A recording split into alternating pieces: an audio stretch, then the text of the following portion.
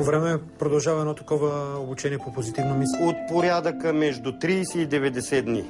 В зависимост от желанието на човека, тук като виждам, че има желание, може би ще се ограничим в рамките най-много на 30 дни, защото когато човек е постоянен и има желанието да го свърши това нещо, резултатите идват веднага, да.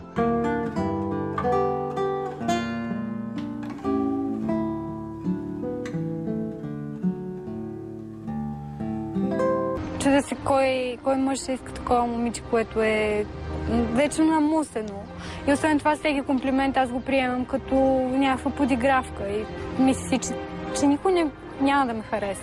Никога не е имала истинска връзка с мъж, защото не е имала смелостта и вярата в себе си. Писна ми вече от този черноглед начин на живот, писна ми от целия песимизъм, писна ми вече всичко да го оценявам гадно, всички да са ми криви. Искам промяна, искам да бъда щастлива, да се радвам на живота.